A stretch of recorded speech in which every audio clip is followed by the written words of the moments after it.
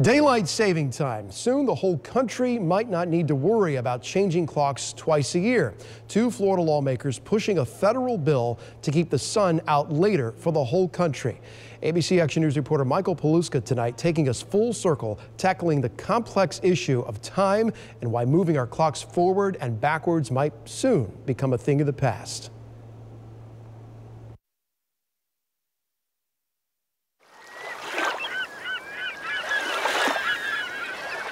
Our internal body clocks are set to the rise and fall of the sun. The blazing star, our constant timekeeper for 4.6 billion years. Keeping time that never stops. Seconds, milliseconds, nanoseconds ticking away.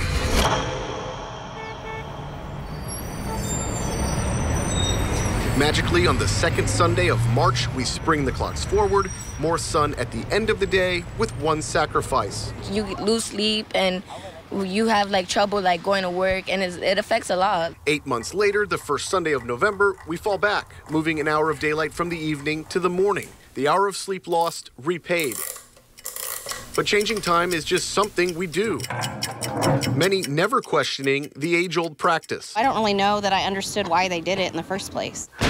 It started in March of 1918 during World War I. The goal, save energy from burning coal for the war effort. 101 years later, only 2 states, Hawaii and Arizona, remain on standard time. Often our kids are not getting enough sleep, so it's only going to make already a bad situation worse.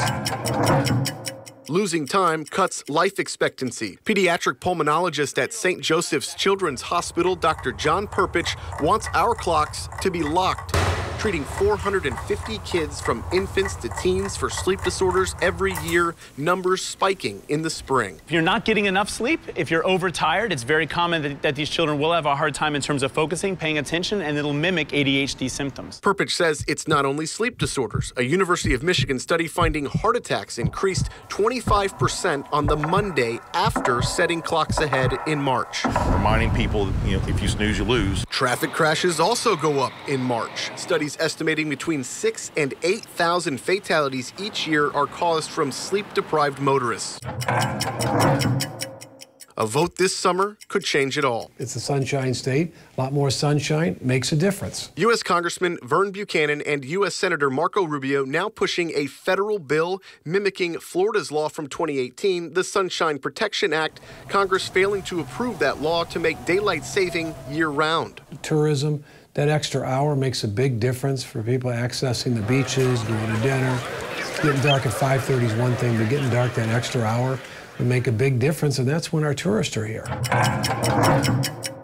Florida is a massive state spanning 2 time zones, Eastern and Central Time. From Key West all the way to Pensacola is more than 800 miles. What is good beach time for some might not be for others, something Pensacola Mayor Grover Robinson is uniquely aware of. We are a little concerned. Robinson is against the proposed federal bill and Florida's new law. A Florida-centric model could be just as devastating to us. Robinson says for good reason. We sit very close, probably 15 miles from the Alabama border.